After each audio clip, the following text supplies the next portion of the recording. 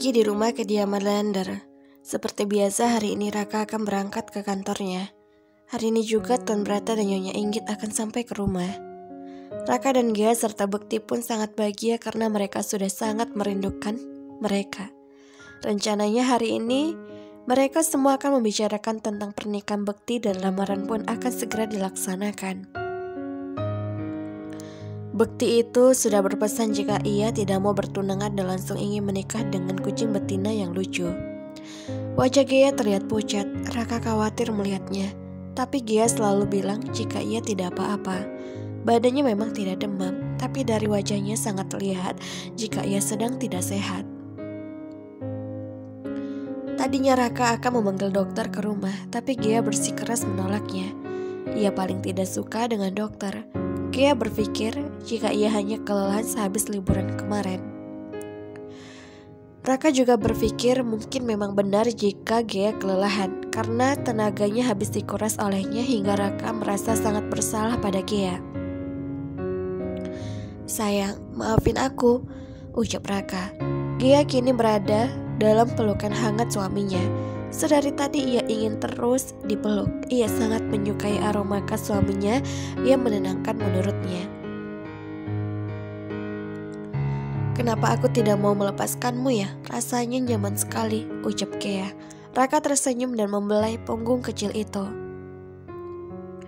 "Kalau kau suka memelukku, peluklah sepuasmu," ucap Raka mencium kening Gia dengan sayang.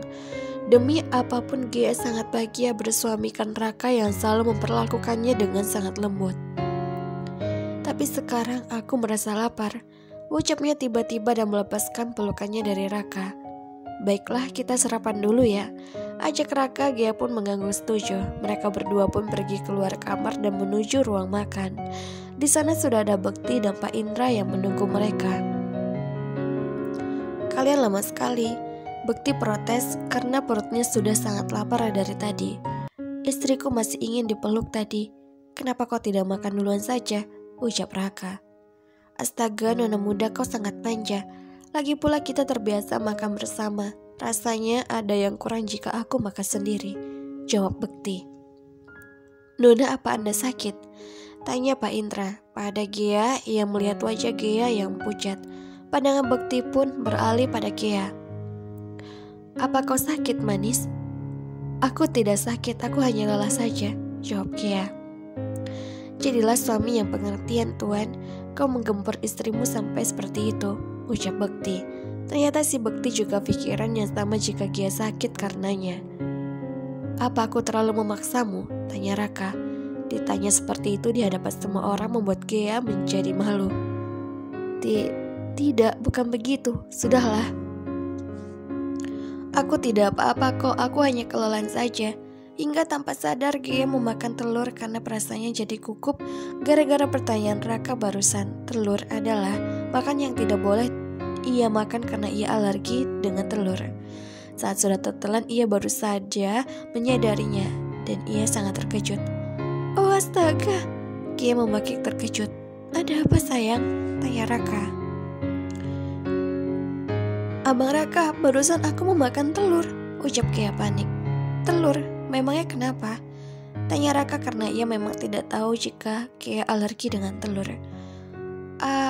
Aku alergi telur," ucap Gia panik dan langsung berlari ke kamarnya untuk mencoba mengeluarkan telur itu. Tidak mungkin ia akan memuntahkan makanannya di depan orang-orang yang sedang makan di sana. Raka yang panik langsung mengejar Gia setelah sebelumnya meminta Pak Indra untuk menghubungi dokter karena takut terjadi sesuatu pada Gia. Saat di kamar, Gia langsung ke kamar mandi dan mencoba untuk memuntahkannya tapi tidak bisa. Akhirnya ia hanya duduk selonjoran di lantai karena efek telur yang ia makan mulai terasa. Bintik merah mulai terlihat di kulitnya dan mulai menimbulkan sensasi panas dan gatal. Gia panik melihatnya. "Abang, lihatlah, tanganku merah-merah," ucapnya dengan wajah panik. "Kenapa kau tidak bilang jika kau alergi telur?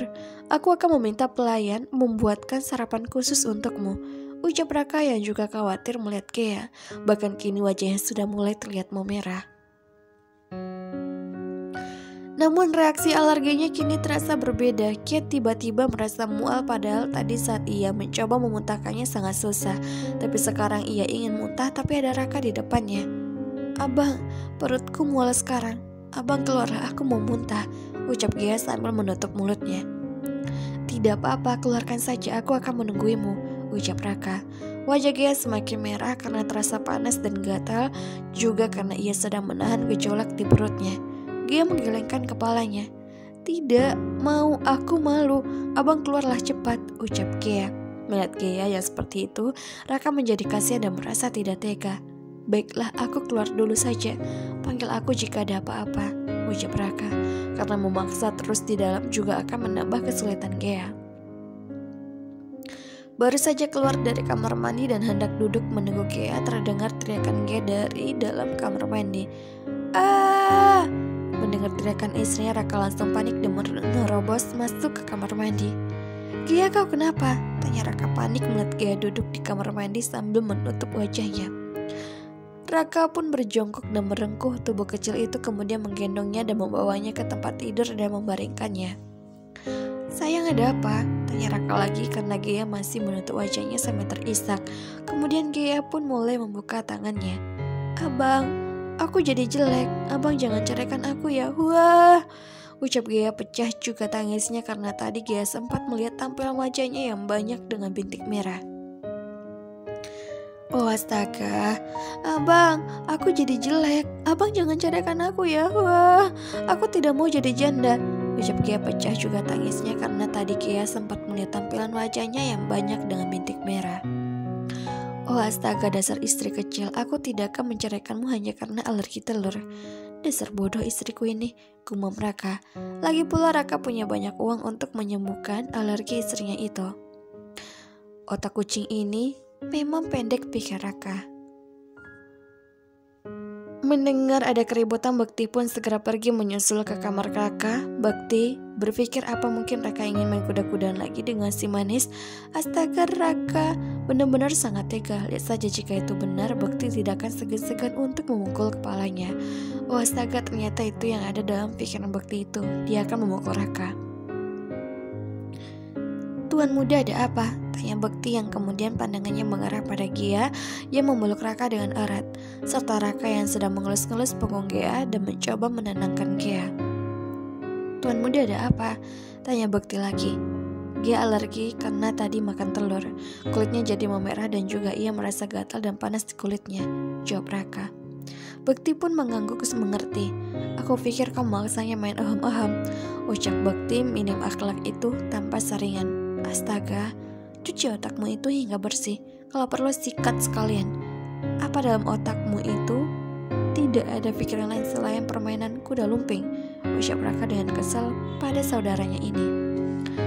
Halo Nafalar semuanya, jangan kemana-mana, tetap di channel Mimin, channel Feby Vitaloka. Jangan lupa subscribe, like, dan komen. Mana nih dukungannya untuk Mimin? Dukung dong, biar Mimin makin semangat. See you next time.